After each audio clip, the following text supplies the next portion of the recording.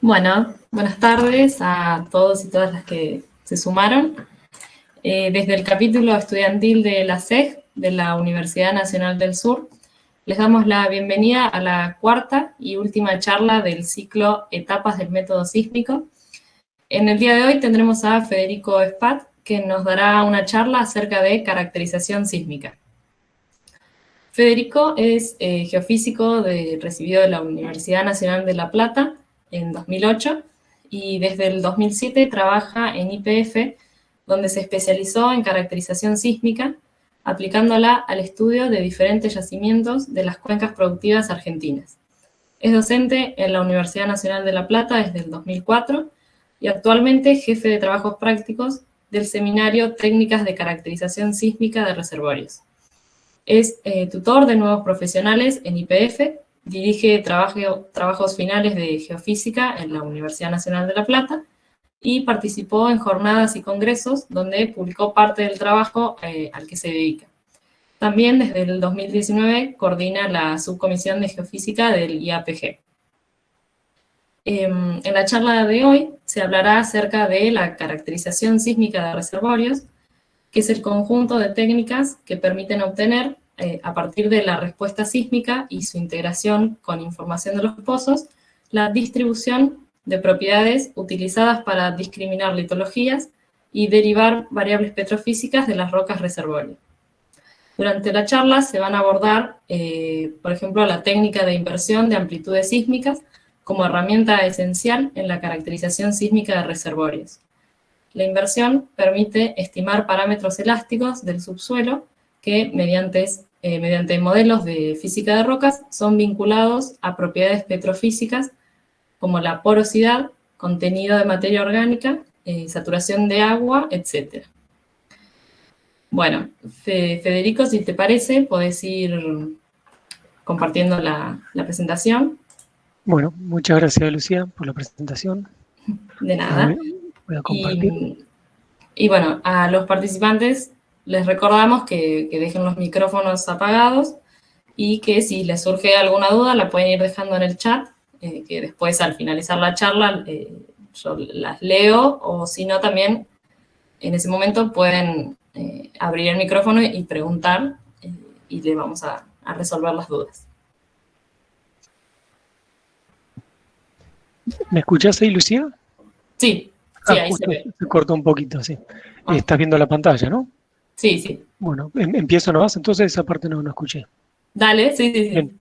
Bueno, entonces gracias por la presentación, como te decía.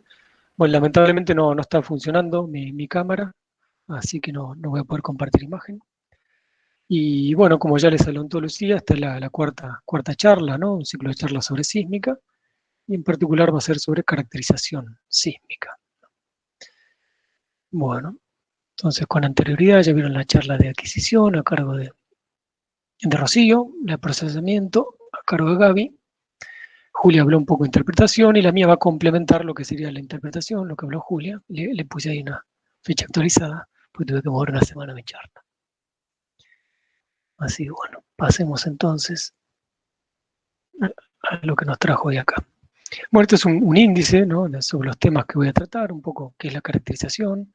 Voy a hablar un poco sobre el modelo convolucional, que es el núcleo de lo que hay detrás de lo que es la inversión de trazas sísmicas. Y después voy a hablar de las dos transformaciones, que son las dos transformaciones de las que hablamos cuando hablamos de caracterización, ¿no? La primera transformación, consistente en la inversión, y la segunda, que ya propagación de propiedad de reservorio. Y por último les voy a dejar algunas referencias y bibliografía sugerida. Así que bueno, empecemos, ¿no?, por la definición. ¿Qué es la caracterización sísmica? Bueno, ahí creo que ya se los adelantó Lucía, ¿no?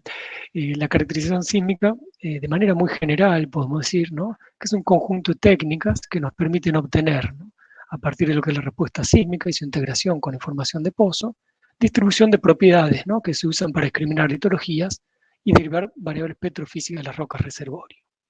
Algo muy importante es que, bueno, esto nos permite interpretar calidad de reservorio y probabilidad de presencia de hidrocarburos, ¿no? Tenemos que tener presente que la perforación de un pozo, ¿no?, puede costar varios millones de dólares. Entonces, cualquier tipo de estudio que hagamos previo a la perforación de un pozo, que nos permita disminuir, digamos, el riesgo de ese pozo, digamos, va a redundar en ahorro de dinero, ¿no? Y bueno, yo hablo conjunto de técnicas. ¿A qué me refiero conjunto de técnicas? Bueno, dentro de algunas de las técnicas que puedo llegar a mencionar en geofísica, vamos a hablar de lo que es ABO, por ejemplo, amplitud versus offset. Tenemos lo que es inversión de amplitudes sísmicas, pre o post-stack. Tenemos también lo que son redes neuronales, que se emplean hoy en día también para propagar propiedades de reservorio. Y también hay propagación geoestadística, ¿no?, de propiedades. Bueno, de todas esas técnicas yo voy a hablar solo de inversión de trazas, que es en realidad una técnica que se debe usar hoy en día, no sé, en el 80% de los trabajos de caracterización, digamos, ¿no?, como la principal técnica que se emplea. Bueno, entonces, resumiendo un poquito sobre lo que voy a hablar hoy y qué es la caracterización. Bueno, estas imágenes que les voy a mostrar las tomé ahí del seminario en el que estoy hoy en día, ¿no?, que soy jefe de trabajo práctico y que lo dicta Juan Tabela. Entonces, lo que es la caracterización, vamos a empezar, ¿no?, a partir de lo que es respuesta sísmica, información de pozos, mediante una primera transformación, que es esto, la inversión sísmica, que ya vamos a ver más en detalle en qué consiste. Vamos a obtener propiedades elásticas del subsuelo, ¿no? Propiedades elásticas son impedancia P, densidad, impedancia S, módulo Young, etc. Estas propiedades son muy útiles para el intérprete, pero bueno, son propiedades que nos permiten hacer una interpretación más cualitativa. Si queremos realmente propiedades, si queremos saber, digamos, qué tipo de litologías tenemos y las propiedades de esas litologías, tenemos que hacer una segunda transformación, ¿no?, la cual nos va a permitir pasar de este dominio de las propiedades elásticas a las propiedades de reservorio. Esto lo hacemos mediante fórmulas, método de predicción, propagación geoestadística, etc. Y cuando hablo de propiedad de reservorio, por ejemplo, para lo que son reservorios convencionales, propiedades típicas son contenido de arcilla, ¿no?, que nos habla, digamos, ¿no?, de tipo litología, porosidad y saturación de fluidos, ¿no? Por supuesto, en un caso convencional uno está buscando arenas que sean lo más porosas posible y que estén saturadas de hidrocarburos, ¿no? Así lo podemos resumir. Bueno, entonces pasemos ahora a la siguiente. Primer problema que encontramos cuando queremos hacer caracterización, es decir, que queremos propagar propiedad del pozo, es que el pozo se encuentra en el dominio de la profundidad, ¿no?, mientras que lo que es la sísmica está en el dominio del tiempo de tránsito. Pero bueno, por el momento parémonos del lado del pozo y vemos un poco cuáles son las curvas típicas que se miden y cuáles son las curvas petrofísicas. Bueno, acá lo que tiene es una imagen de algunas curvas medidas en un pozo, ¿no? Esto es el dominio de la profundidad en el eje vertical. En rojo tenemos la velocidad de propagación de ondas compresionales y en azul tenemos el perfil de densidad. Estos dos perfiles son básicos, son fundamentales para lo que es tanto para el intérprete como para la persona que hace caracterización, pues son dos perfiles que nos permiten saber, digamos, nos hablan directamente de cómo se propagan las ondas en el subsuelo. En particular nos van a permitir hacer el amarre del pozo, es decir, pasar del dominio de la profundidad al dominio del tiempo. Así que, bueno, vamos a seguir hablando después a lo largo de esta charla de estas dos curvas. Bueno, otras curvas que se miden en el pozo pueden ser gamma ray o potencial espontáneo, que nos van a permitir identificar distintos tipos de litologías. También se registra el perfil resistivo, que es esta curva que está en gris acá. La resistividad se usa para interpretar tipo de fluido contenido en las rocas. Y bueno, por último hay otra curva acá que puse, que es el neutrón, ¿no?, que se usa para estimar porosidad de las rocas. Todas estas curvas, estas 6 que les puse acá, son curvas que se miden, ¿no? Se baja una herramienta y a medida que se sube se va perfilando esta propiedad en lo que es las paredes en la cercanía, digamos, del pozo. Y a partir de estas curvas medidas se pueden calcular otras curvas que nos hablan ya de lo que es el tipo y calidad de reservorio, ¿no? Las curvas básicas, mínimo set de curvas petrofísicas que se suelen evaluar, son esas 3 que están puestas acá. Una es, por ejemplo, contenido de arena o contenido de arcilla, ¿no?, que nos permite identificar rápidamente dónde está nuestro reservorio. El otro es porosidad. La porosidad nos habla de la capacidad de contener hidrocarburos de la roca. Y por último, la saturación, que bueno, una arena porosa, nosotros creemos que esté saturada con hidrocarburos. Así que podríamos decir que estas tres propiedades, por ejemplo, son propiedades que nos interesaría propagar más allá donde tenemos información de pozo, ¿no?, empleando el dato sísmico. Bueno, entonces eso es todo lo que voy a decir respecto a lo que es perfil de pozo. Lo que les comentaba recién, del otro lado, digamos, donde no tenemos pozos, muchas veces tenemos sísmica, ¿no? Pero bueno, la sísmica está en el dominio del tiempo. ¿Qué información sísmica solemos tener? Bueno, podemos tener sísmica post-stack, como en la imagen acá superior están viendo ustedes, ¿no? Esto trata de emular, digamos, lo que sería una propagación de ondas en incidencia normal, y en colores están puestas las velocidades, ¿no? Recuerden que, eso se los habrá comentado Gaby en la charla que dio, que siempre que uno tiene un volumen sísmico, asociado a ese volumen sísmico, hay algunas velocidades de procesamiento. Si uno tiene una sísmica PSTM, es decir, una sísmica migrada prestaca en el dominio del tiempo, va a haber velocidades RMS asociadas a esa sísmica. Y si uno tuviera una sísmica PCDM, o sea, una sísmica prestaca migrada con migración prestaca en el dominio de la profundidad, va a haber velocidades interválicas asociadas al mismo. Así bueno, siempre solemos tener sísmica post-stack, algún tipo de velocidades, y también tenemos sísmica preapilado, consistente en offset gathers, que mediante velocidades los convertimos a angle gathers.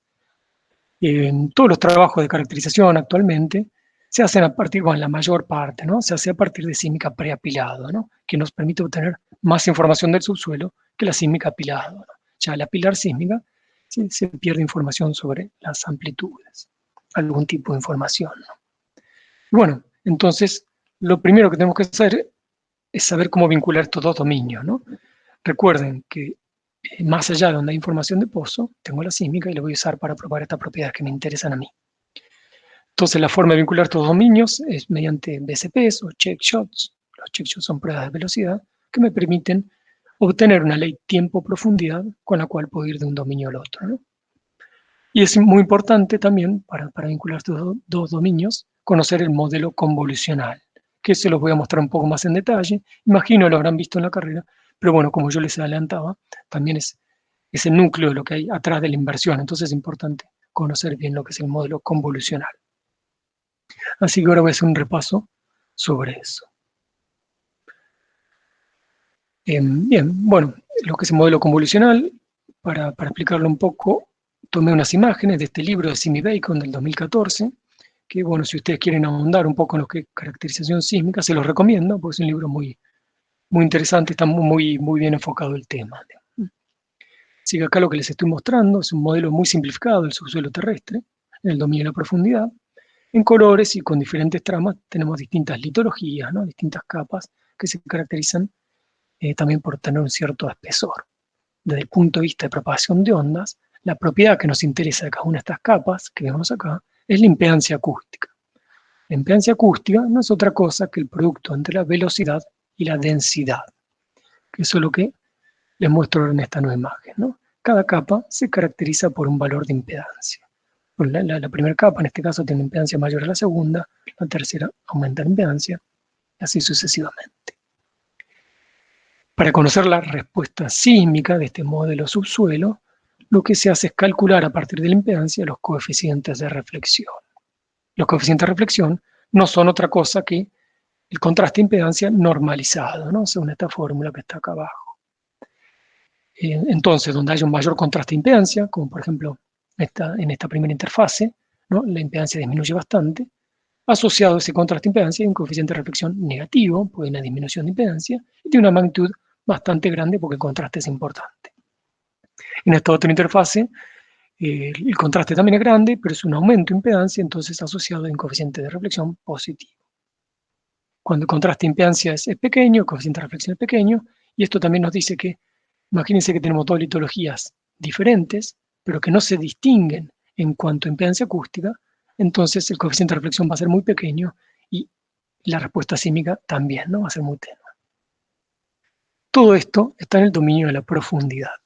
Para conocer la respuesta sísmica de esta serie de coeficientes de reflexión, lo que vamos a hacer es aplicar modelo convolucional, es decir, hacer la convolución entre una ondícula y la serie de coeficientes de reflexión convertidos a tiempo. ¿Cómo los vamos a pasar a tiempo? Y bueno, porque en el pozo tenemos perfil de velocidad, entonces podemos pasar de la profundidad al tiempo. Entonces, Para conocer la respuesta sísmica vamos a analizar primero la respuesta sísmica de cada interfase por separado y luego lo vamos a sumar. Mejor les muestro una imagen, ¿no? Bien, entonces la respuesta sísmica de este primer coeficiente de reflexión o esta primera interfase no es otra cosa que la convolución de este coeficiente de reflexión con esta ondícula que pongo acá.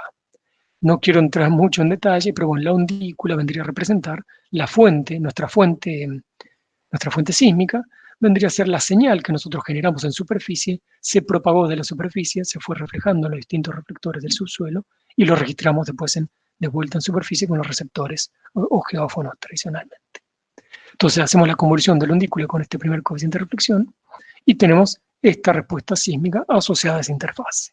Fíjense que se caracteriza por un mínimo, ¿no? Un mínimo, esto que está acá en rojo es un mínimo, que está aproximadamente ubicado en la posición de la interfase. Y bueno, y es negativo porque el coeficiente de reflexión es negativo. En cambio, esta segunda interfase, si yo hago la convolución con este coeficiente de reflexión, voy a tener un máximo también ubicado aproximadamente en la posición de esa interfase. Cuando tengo un coeficiente de reflexión chico, la amplitud asociada a ese evento va a ser muy pequeña, y así podemos ir construyendo, digamos, la sísmica asociada a cada coeficiente de reflexión. Fíjense que vemos que para el mayor coeficiente de reflexión, que es este último, la amplitud tiene su mayor valor acá. Pero bueno, lamentablemente la respuesta sísmica es la suma de todo esto, digamos. Nosotros no recibimos por separado la respuesta a cada interfase. Entonces, si sumamos todo eso, podemos tener la secuencia completa o lo que vendría a ser la traza asociada, digamos, a este modelo subsuelo. Fíjense que acá ya cambian un poco las cosas, en el sentido, ¿a qué me refiero? ¿A qué cambian? Bueno, ahora lo que pasa es que las amplitudes no están directamente relacionadas a los coeficientes de reflexión. Fíjense, ¿a qué me refiero con eso? Fíjense este primer evento, ¿no? Fíjense que la amplitud es mucho menor, es un poco menor, digamos, a la que en realidad corresponde ese coeficiente de reflexión. Bueno, ¿por qué pasa eso? Porque hay una interferencia constructiva entre este lóbulo asociado a la segunda interfase y este mínimo, ¿no? Entonces, al sumar estos dos eventos, la interferencia constructiva, entonces la amplitud es mucho menor, o menor a lo que uno esperaría. Bueno, esto se lo remarco también porque ustedes tienen que tener en cuenta que cuando hacemos caracterización estamos obteniendo información de las amplitudes sísmicas. Y bueno, la relación entre amplitud y coeficiente de reflexión no es tan directa. A menos que uno tenga un coeficiente de reflexión así aislado, como este último, donde fíjense que prácticamente el evento no se vio afectado, ¿no? Al sumar la respuesta a todos los coeficientes de reflexión. Algo que también sucede, fíjense, es esto. Acá tenemos un mínimo, ¿no? Fíjense este mínimo acá.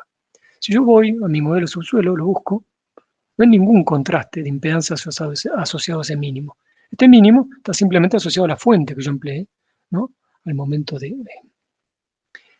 vibrar, que se yo, allá en superficie. Entonces podemos llegar a tener en la sísmica eventos que no están asociados a contraste de impedancia. Entonces, la idea es que nosotros tenemos que eliminar de alguna manera el efecto de la ondícula de nuestra traza sísmica, ¿no? Mediante algo similar a lo que sería deconvolución, digamos, ¿no? Tenemos que hacer el recorrido inverso, quitar el efecto de la ondícula de nuestra traza sísmica para poder obtener información más fiable, ¿no? De impedancia del subsuelo. Bueno, por último, esto es un caso sintético, idealizado, falta sumarle un poco de ruido y eso sería nuestra traza sísmica. Bueno, por supuesto es un modelo muy teórico, pero bueno, lo que tiene el modelo convolucional, que explica muy bien también lo que pasa con casos reales. Entonces, fíjense, ahora les voy a mostrar un ejemplo. Acá está. Esto es el amarre de un pozo post-stack, ¿no? Estos son datos reales y donde estamos aplicando el modelo convolucional para vincular los dominios de profundidad y tiempo. Bueno, acá a la izquierda tenemos profundidad y aquí a la derecha tiempo. Fíjense, en azul tenemos la densidad, el perfil de densidad, en rojo las velocidades de propagación de ondas compresionales. Si hago el producto de estos perfiles, obtengo este perfil en gris, que no es otra cosa que la impedancia P. A partir de la impedancia puedo calcular mi serie de coeficientes de reflexión para un ángulo de incidencia cero. Por supuesto, porque esto es una sísmica post-stack, post-apilada, ¿no? Que trata de aproximarse a eso, ¿no? Una incidencia normal. Fíjense que tengo un montón de coeficientes de reflexión porque, bueno, los datos de pozo tienen una muestra cada 15 o 30 centímetros. Si tengo una ondícula, que tampoco voy a entrar en detalle cómo se estima, que es lo que está puesto acá, si tomo una ondícula y hago la convolución de esta ondícula con esta serie de reflectividades, obtengo esto que está acá en azul.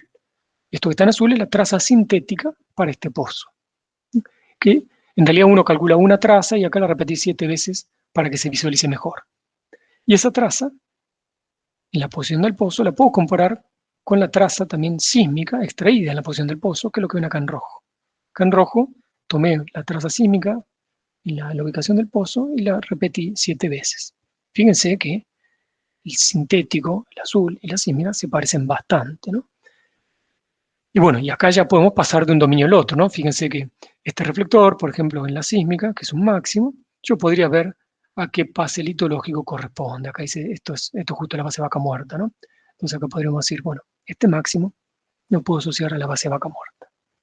Y bueno, algo importante también es que el sintético y la sísmica se tienen que parecer porque, bueno, nosotros vamos a suponer cuando hagamos caracterización que la sísmica la podemos representar según este modelo convolucional. Entonces, si no se parecen ya en esta instancia, difícil después se nos va a poner la situación cuando querramos obtener propiedades, ¿no?, de reservorio a partir de la sísmica. Y bueno, para comparar el sintético y la sísmica, más allá de hacerlo visualmente, tenemos una función matemática que nos ayuda mucho, que es el correlograma, que esto no es otra cosa que la correlación entre una traza de estas azules, una traza roja, ¿no? Y lo ideal es que tenga un máximo en el origen, lo más alto posible, en este caso del 80%, una muy buena correlación, y que tenga los lóbulos laterales muy pequeños, como acá. Y bueno, la simetría de estos lóbulos laterales nos habla de la fase sísmica, fase londícula que estoy empleando, pero bueno, no es un tema que voy a tratar hoy, me quedo sin tiempo.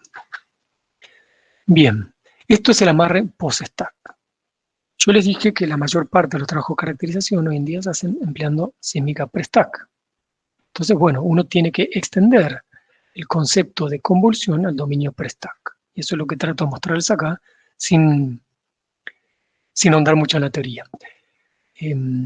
Bueno, en lo que es sísmica pre-stack, allá a principios de 1900, Soepritz desarrolló toda una teoría, ¿no?, en la cual, en particular, calculó el coeficiente de reflexión de ondas compresionales en una interfase, ¿no?, en función del ángulo de incidencia. Es decir, incide una onda P en una interfase, se refleja una onda P. Las ecuaciones Soepritz son bastante complejas, difíciles de manipular, poco intuitivas, entonces hay un montón de linearizaciones de las ecuaciones Soepritz que permiten entender mejor el fenómeno. Acá puse una, que la que publica Naki Richards en su libro en 1980, donde R es la reflectividad y dentro de θ está metido el ángulo de incidencia. Lo único que quería mostrarles acá es que cuando uno trabaja en el dominio pre-stack, la reflectividad pasa a depender no solo de la densidad y de la velocidad de ondas compresionales, sino que también empieza a depender de la velocidad de propagación de las ondas de corte. Entonces eso es algo importante, que si uno trabaja con dato pre-stack, de alguna manera nos lo vamos a ingeniar para obtener esta información también. Pero bueno, para hacer un sintético, el dominio pre-stack, vamos a necesitar 3 perfiles ahora. No solo vamos a necesitar la densidad, que es el que está acá en verde, y la velocidad de ondas compresionales, que es el azul, sino que vamos a necesitar también la velocidad de propagación de la onda de corte, que es la curva roja. Con estos 3 perfiles, acá lo que hice es calcular el coeficiente de reflexión para un ángulo de incidencia de 15 grados, y calculé el sintético, que es esta sísmica en azul. Y por otro lado, de los angle gather de la sísmica, que tengo angle gather que van de 1 a 45 grados aproximadamente, tomé la traza correspondiente a 15 grados, y es lo que está acá en rojo, la repetí 5 veces, y la comparé con el sintético, ¿no? Y fíjense que también hay buena correspondencia. Bueno, tampoco voy a ahondar mucho en esto. Lo que sí quería aclarar también es que cuando uno hace sintético en el dominio pre-stack, también tenemos ondícula variable en función del ángulo de incidencia. Y acá le estoy mostrando cómo es una ondícula variable en función del ángulo de incidencia. Acá arriba está en el dominio del tiempo y acá abajo en el dominio de la frecuencia. Fíjense que en el dominio del tiempo las vemos todas muy parecidas, ¿no? Yo lo que tengo acá son 4 ondículas superpuestas. Una que representa mis ángulos cercanos, 5 grados aproximadamente, por aquí. Otra que representa los ángulos más medios cercanos, 15 grados. Otra 25 grados. Y por último, ángulos lejanos, que son 35 grados. Dominio del tiempo se parecen bastante. Dominio de la frecuencia vemos que hay una disminución del ancho de banda de la ondícula a medida que el ángulo de incidencia aumenta. Esto muchas veces es algo esperable, porque para mayores ángulos de incidencia, la onda se propagó a lo largo de una distancia mayor, entonces si hay atenuación, se atenúa un poco más, lo cual termina haciendo que pierda un poco las altas frecuencias. Pero bueno, hablar sobre undículas podría ser también toda una charla, ¿no? Así que yo quería llegar hasta acá, ¿no? Hasta todo lo que es el amarre pre-stack, y con eso ya estamos preparados para pasar a la primera transformación. Ahora sí, ahora nos vamos a meter en lo que es la primera transformación. Vamos a pasar, como les decía hoy, de la sísmica y la información de pozos a propiedades elásticas del subsuelo. Bueno, entonces, ¿cómo vamos a hacer eso? Bueno, por un lado, lo que están viendo acá, tenemos, como ya les adelanté hoy, tenemos nuestros angle gathers, ¿no? Nuestra sísmica pre-stack. Tenemos información de pozo. Información de pozo vamos a requerir que cada pozo tenga estas tres curvas para hacer inversión, ¿no? Tenga BP, BS y densidad. Y por otro lado, lo que vamos a obtener es esto, ¿no? Lo que estoy viendo acá en la derecha. Vamos a obtener propiedades elásticas del subsuelo. Propiedades elásticas, también como ya les dije, pueden ser impedancia P, que es el producto de la velocidad de ondas compresionales por la densidad, impedancia S, que es el producto de las velocidades de las ondas de corte multiplicado por la densidad.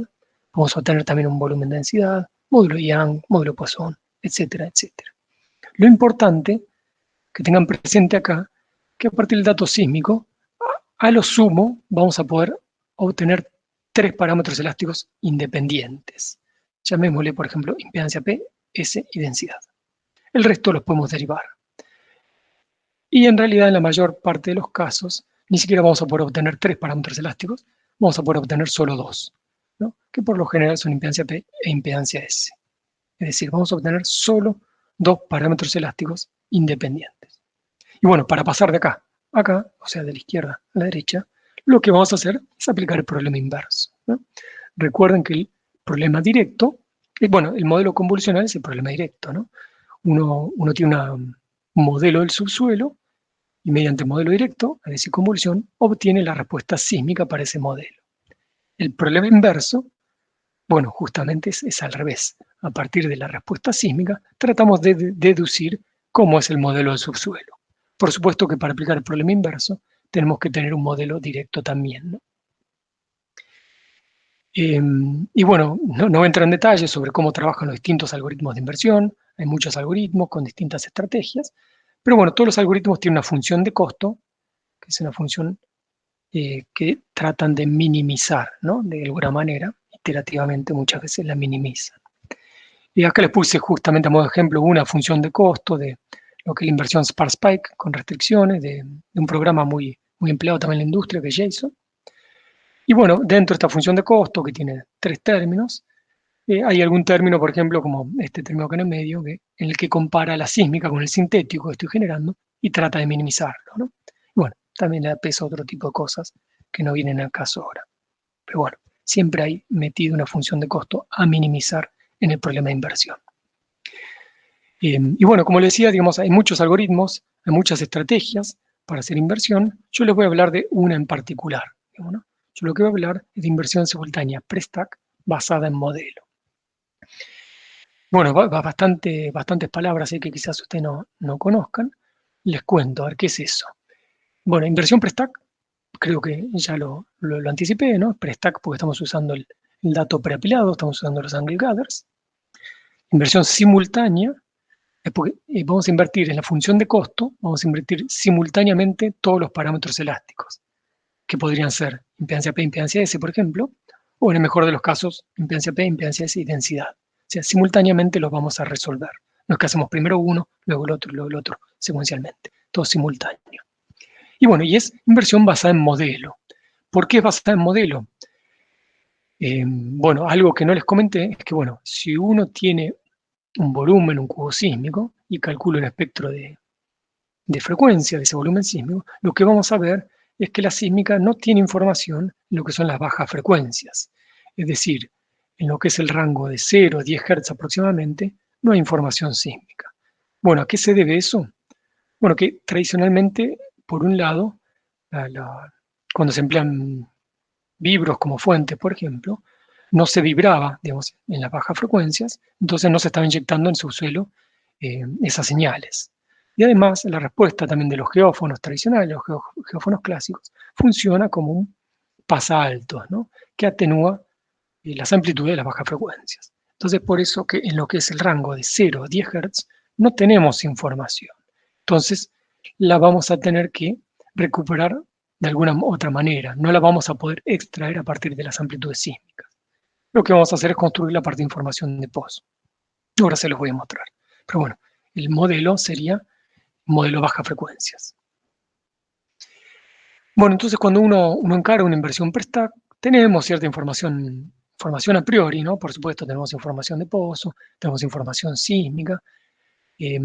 Bueno, tenemos otro tipo de información también, porque algo que no mencioné es que cuando uno hace un trabajo de este tipo, uno no trabaja solo como geofísico, ¿no? Estos trabajos se hacen en grupos interdisciplinarios, ¿no? En los cuales también interactúa con geólogos, con petrofísicos e incluso con ingenieros. Entonces, también, del punto de vista geológico, ya existe un modelo, digamos, ¿no?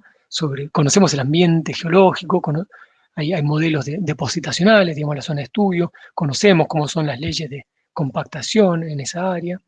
Bueno, toda esa información nos puede ser útil para generar este modelo, ¿no? Modelo inicial o modelo baja frecuencia. Entonces, bueno, rápidamente les muestro con esta información a priori, particular con información de pozos o velocidades sísmicas y con horizontes, podemos generar este modelo inicial, ¿no? Así que acá finalmente ven el modelo del cual les hablaba.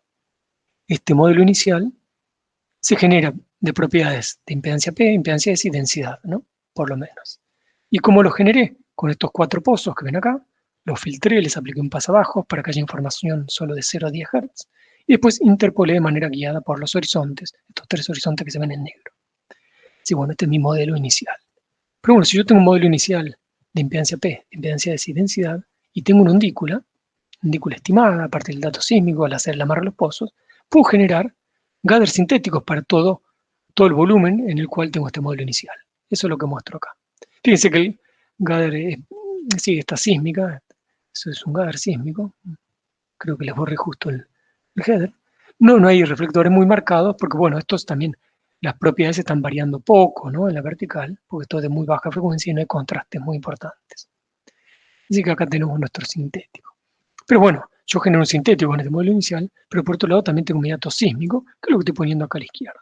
Fíjense que la sísmica difiere bastante, ¿no? Del sintético. Por supuesto, porque esta es mi primera, mi primera aproximación al modelo subsuelo, que solo tiene las bajas frecuencias, todavía no le metí el aporte de las amplitudes sísmicas. Antes de comparar la sísmica con el sintético, quería hacer una aclaración.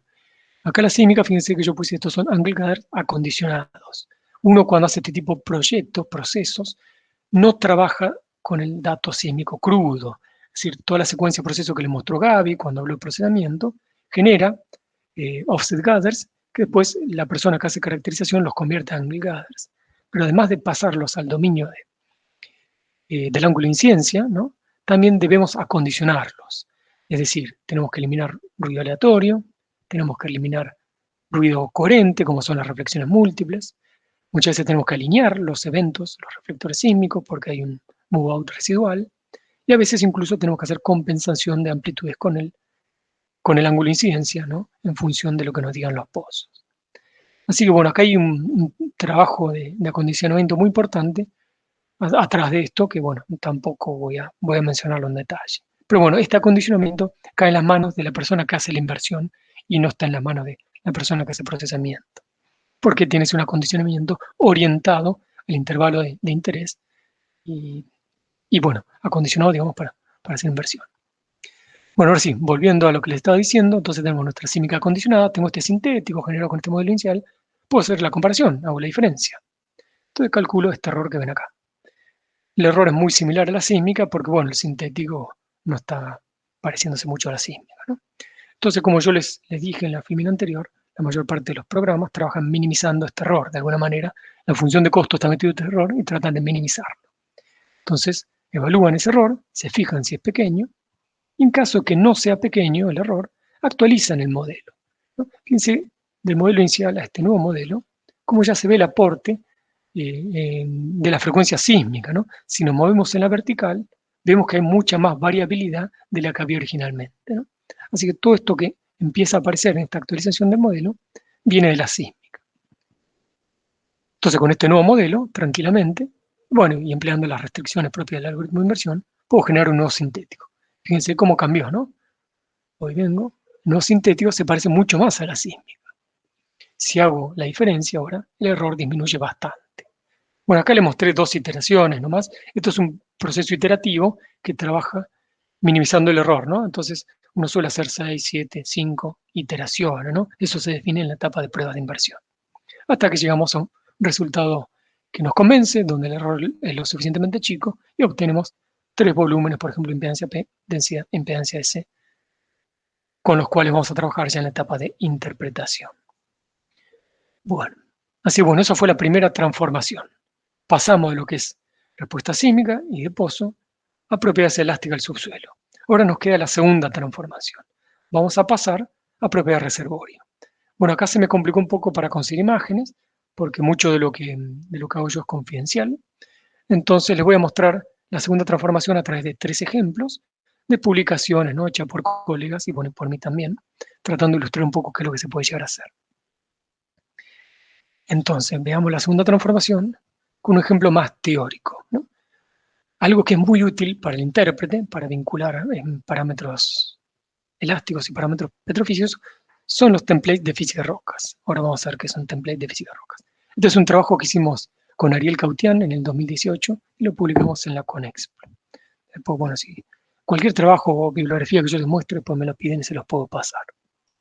La cuestión es que analizamos información de muchos pozos distribuidos en la cuenca neuquina, ¿no? Haciendo un trabajo de caracterización de lo que es la formación vaca muerta. Queríamos ver cómo afecta, digamos, la incertidumbre en la caracterización elástica en la estimación de parámetros petrofísicos. Entonces tomamos un montón de pozos distribuidos en la cuenca, pozos que perforaron zonas donde vaca muerta tiene gas, zonas donde tiene condensado y zonas donde tiene petróleo. Generamos este tipo de crossplots que ven acá.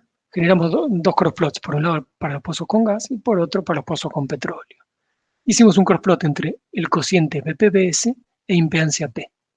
¿Por qué hicimos este crossplot? Bueno, porque BPBS e impedancia P es una dupla de parámetros elásticos que uno podría obtener mediante inversión de trazas. Es decir, mediante inversión de trazas yo podría tener un volumen de BPBS y otro de impedancia P para interpretar.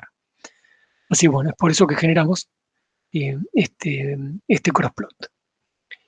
Y lo que hicimos es graficar todos los valores de los pozos, ¿no? Que son los puntos azules, verdes, cian y grises. Y a partir de los mismos calibramos un modelo de física de rocas, un modelo matemático, que es lo que ven acá en líneas continuas, ¿no? Esto simplemente es un modelo de física de rocas, que no viene al caso cuál es, pero que nos permite entender cómo varía estos dos parámetros elásticos, BPBS e impedancia P, cuando varían algunas propiedades de reservorio.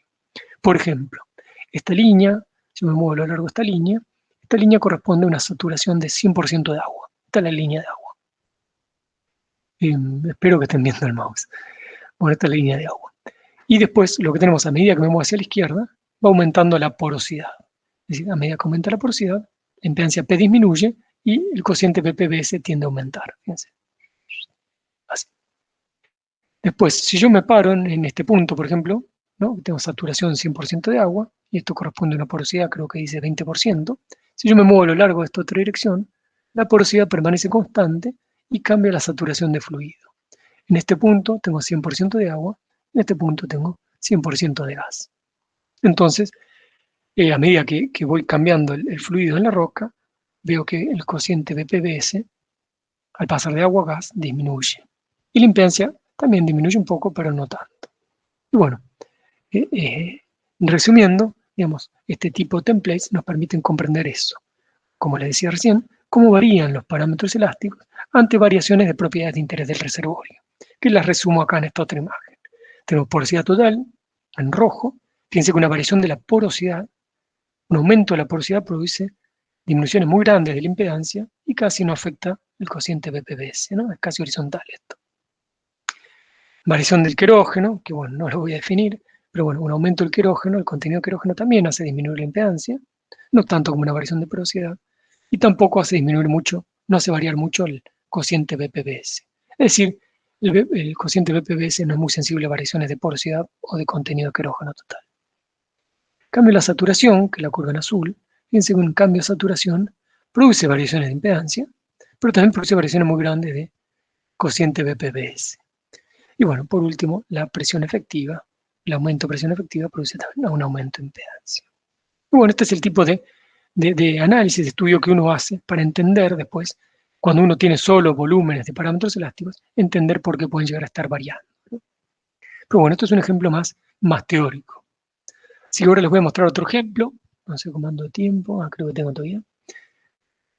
Este otro ejemplo, bueno, todos los ejemplos son de caracterización de vaca muerta, ¿no? Este es un ejemplo de caracterización de vaca muerta mediante inversión simultánea, también pre-stack.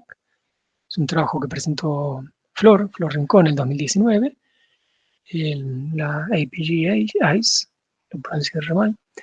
Y es un trabajo en el que estuvimos Julia y yo, estuvimos de coautores, también hicimos esta parte de lo que es la caracterización, la hicimos con Julia, ¿no? Julia dio la charla anterior.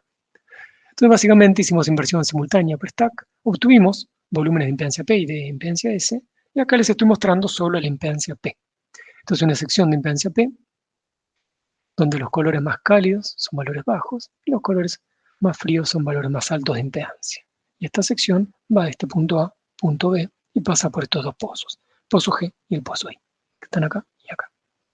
Bueno, como les había dicho hoy, interpretar esta sección o este mapa de impedancias es una interpretación cualitativa, ¿no? Pues yo podría decir, bueno, voy a interpretar los valores bajo impedancia porque sé que están asociados a mayores porosidades, entonces hay más chance de que contenga mayor cantidad de hidrocarburos. Pero bueno, en lugar de hacer una interpretación cualitativa, nosotros hicimos crossplots entre distintos parámetros petrofísicos, distintos parámetros elásticos, buscando relaciones sencillas, ¿no? Lo que les quiero mostrar en particular es lo que está acá en la imagen de la derecha. Acá lo que tenemos es porosidad en el eje vertical, ¿no? Registrada en pozo, y impedancia P en la escala horizontal, todo registrado en pozo. Y bueno, esto contenido orgánico total o querógeno, si quieren, en colores. Hay una correlación muy fuerte entre porosidad e impedancia, fíjense que del orden del 79%, una relación lineal bastante fuerte, que es la que está acá marcada. En la imagen inferior tenemos el mismo crossplot, pero simplemente filtramos toda la información a lo que es una escala sísmica. Es decir, filtramos los perfiles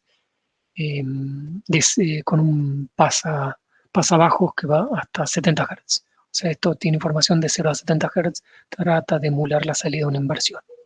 Y también a escala sísmica me busqué una correlación muy fuerte. Entonces, conociendo esta ecuación que vincula impedancia y porosidad, podemos aplicarla directamente a este volumen. Y es lo que les muestro acá. Fíjense cómo pasamos ahora de impedancia P con una relación lineal muy sencilla a porosidad. Y ahora sí, ahora es más cuantitativo el análisis que podemos llegar a hacer, pues hablamos de valores, por ejemplo, de porosidad 10, 15%, y bueno, y en estos mapas podemos identificar zonas, ahora sí, más o menos porosas, ¿no? Directamente estamos viendo propiedades del reservorio, ¿no? Y no parámetros elásticos. Algo interesante, que bueno, acá está justo marcado en este trabajo, yo lo que les dije es que cuando hacemos caracterización mediante inversión de trazas, obtenemos información de las amplitudes sísmicas. Si las amplitudes sísmicas llegaran a variar por algún motivo no geológico, uno puede llegar a malinterpretarlo, digamos, ¿no? Lo podemos llegar a asimilar como debido a la geología. ¿A qué me refiero con esto? Bueno, muchas veces, por ejemplo, en Cuenca Neuquina, donde hay una barda o donde hay un río en superficie, ese rasgo topográfico termina afectando las amplitudes en el subsuelo, y esa variación de amplitudes no tiene nada que ver con la geología del subsuelo, ¿no? Es un problema, digamos, de superficie que se propaga hasta ahí. En este caso teníamos un fenómeno de tuning, ¿no? que es lo que se da cuando hay interferencia constructiva o destructiva entre techo y base de alguna capa, ¿no? Que producen que aumenta o disminuya la amplitud sísmica.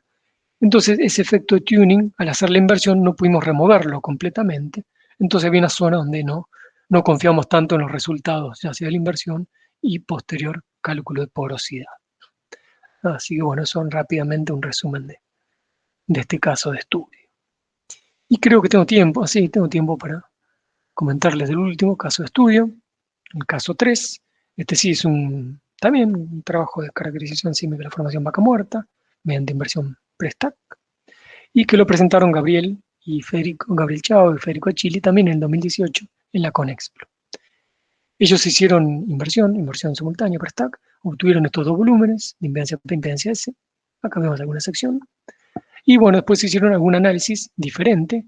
¿En qué sentido? Bueno, a partir de lo que es impedancia P e impedancia S, pasaron del dominio de las impedancias al dominio lambda rho mu rho, ¿no? Acá dice mu rho y lambda rho. Bueno, lo que es el dominio lambda rho mu rho lo publicó por primera vez, si no me equivoco, Goodway. Y bueno, la idea que hay detrás de esto es que a veces hay una dupla de parámetros elásticos que permiten interpretar mejor, digamos, los resultados de una inversión. Entonces ellos calcularon a partir de la impedancia P e impedancia S los parámetros mu rho y lambda rho. Fíjense que es una relación bastante sencilla, ¿no? Mu rho no es otra cosa que la impedancia S al cuadrado, lambda rho es la impedancia P al cuadrado menos 2 veces la impedancia S al cuadrado. Y la cuestión, que en este dominio, lambda rho, mu rho, pudieron definir a partir de la información de Pozo lo que es un índice de fragilidad, ¿no? Definieron lo que son zonas azules, zonas más dúctiles, y las que son zonas más cálidas, más rojas, zonas más frágiles. ¿Y por qué interesa esto?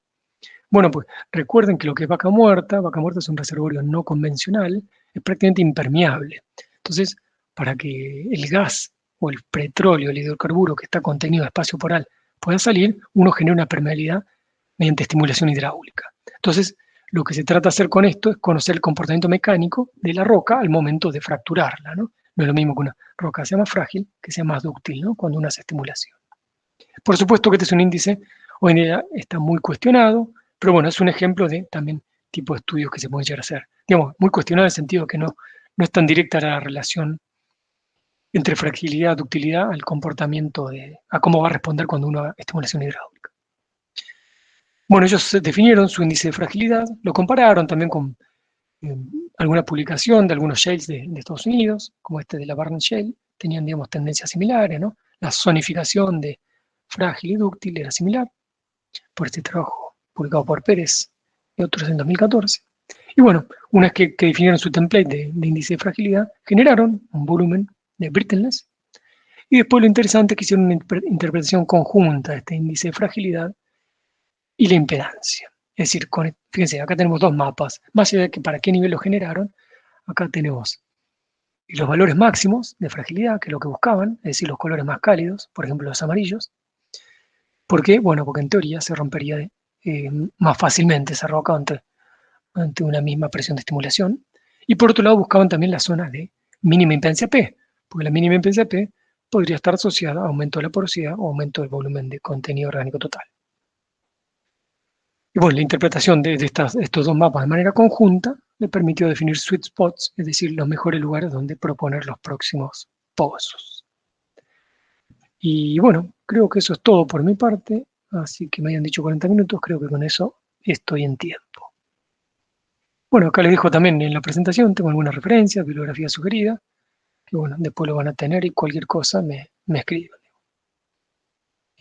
Bueno, así que muchísimas gracias, no sé si hay alguna pregunta, bienvenida sea. Y como siempre tengo la sensación de estar hablando solo, alguien que me diga que está. Sí, estuvo muy bueno. Bueno, sí, muchas gracias, te agradezco por esta charla, por haberte sumado al ciclo, y así que bueno, de parte del capítulo te doy las gracias. No, bueno, muchas gracias. Sí, es difícil poner tanto tema en 40 minutos, digamos, ¿no? Esa es la dificultad que tuve. Y tratando de ponerme también en lugar de estudiante avanzado, ¿no? Cuando yo estaba terminando la facultad, muchos de estos temas no había visto así. Pero bueno, al menos, si bien no van a ser expertos en caracterización, al menos saben cómo es todo el flujo y cualquier cosa, como les decía hoy al principio de la charla, me pueden escribir, contactar, digamos, lo que yo pueda les puedo dar una mano, ¿no? Ningún inconveniente. Obvio que sí. Bueno, ahí pueden mandar las preguntas si quieren, o pueden decirlas, activar el micrófono y preguntar. Yo ahora en el chat les voy a dejar el link del formulario para aquellas personas que quieran obtener el certificado por todo el ciclo. Así que bueno, ahí se los mandé para que lo completen. Y bueno, acá hay algunos mensajes en el chat felicitándote, buena charla. Sí, veo, como no digo caras, pero veo algunos nombres conocidos por acá. Así, bueno, gracias por las felicitaciones.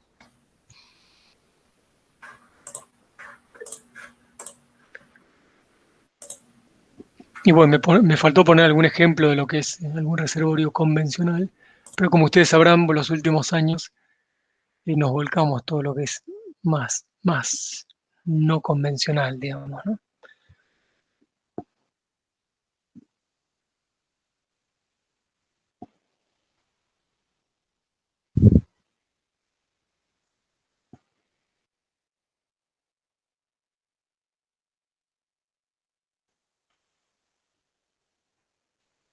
¿Y la próxima charla para cuándo la tienen programada? Lo próximo ahora que tenemos organizado es un ciclo también de charlas con los capítulos acá de Argentina. Están el capítulo de San Juan, de Córdoba, Tucumán, Mira. me olvidé algo, Buenos Aires, y uno de Uruguay.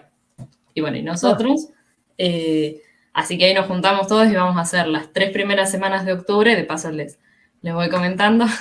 Las 3 primeras semanas de octubre hacemos lunes, miércoles y viernes distintas charlas así que hemos conseguido.